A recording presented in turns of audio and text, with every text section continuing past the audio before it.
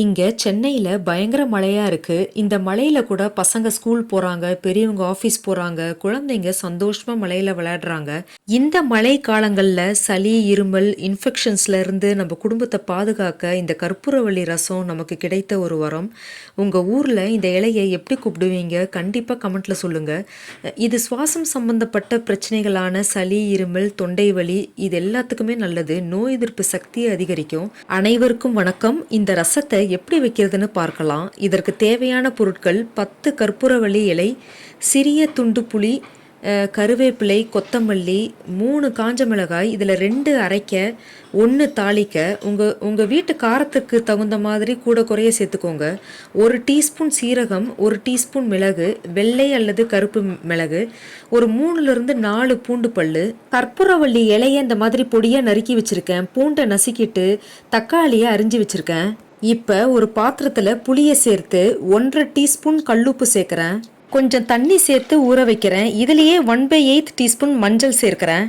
இப்போ தக்காளி சாறை பிழிஞ்சு விடுறேன். தக்காளியோட தோல் இந்த மாதிரி கொஞ்சம் ஹார்டாக கரைக்க கஷ்டமாக இருந்தால் மிக்சியில் ஒரு சுற்று சுற்றிக்கலாம். இப்போ மிக்சி ஜாரில் சீரகம், மிளகு, காஞ்ச மிளகா சேர்த்து பல்ஸ் மோடில் இந்த மாதிரி கொரகொரப்பாக அரைச்சிக்கிறேன். இதுலேயே தக்காளியை சேர்த்து பல்ஸ் மோடில் ஒரு சுற்று சுற்றிக்கலாம். பூண்டை அரைக்காதீங்க, நசுக்கி போடுங்க. அரைச்சா ரசம் கொஞ்சம் கசப்பானாலும் ஆகும். இப்போ புளி நல்லா ஊறிடுச்சு. இதை நல்லா கரைச்சி விடுறேன். அரைச்ச விழுதை இதில் சேர்த்துக்கிறேன். பூண்டு, கருவேப்பிலை, கொத்தமல்லி, கற்பூரவள்ளி இது எல்லாத்தையும் சேர்த்து சும்மா ஒரு தடவை கரைச்சி விடுறேன். இதை கொஞ்சமாக ருசி பார்த்து உப்பு இருக்கான்னு செக் பண்ணிக்கோங்க. இந்த மாதிரி மூலிகை ரசம் முதல் தடவையாக சாப்பிட்றீங்கன்னா ஜஸ்ட்டு இலையை அரிஞ்சு போட்டாலே போதும். இலையோட சாரம் இறங்கும்.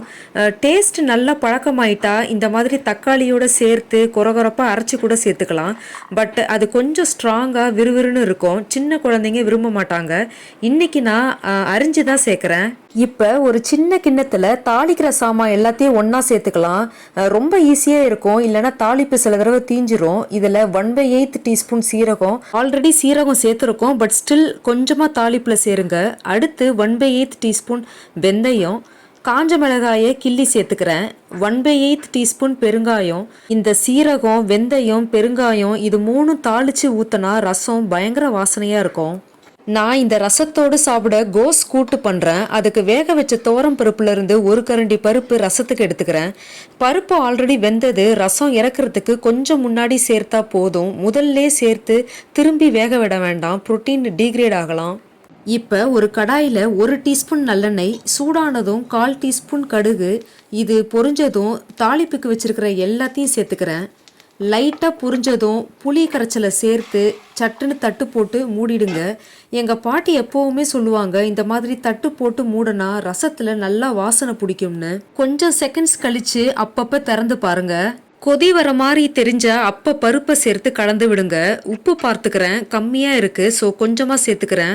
இப்போ நுர கட்டுது. பாத்திரத்தை லைட்டாக நகர்த்தி வைக்கிறேன். நல்லா ஈவனாக எல்லா பக்கமும் பொங்கி வர. இப்போ அடியில் கொதிக்கிறது தெரியுது. அடுப்பை ஆஃப் பண்ணிவிட்டு கொஞ்சமாக பச்சை தண்ணி சேர்க்கிறேன். கொதிக்கிறத கொஞ்சம் நிறுத்த. இந்த ரசத்தை கண்டிப்பாக கொதிக்க விடாதீங்க. ஏன்னா நம்ம சீரகம், மிளகு இது எல்லாத்தையும் முன்னாடியே சேர்த்துட்டோம்.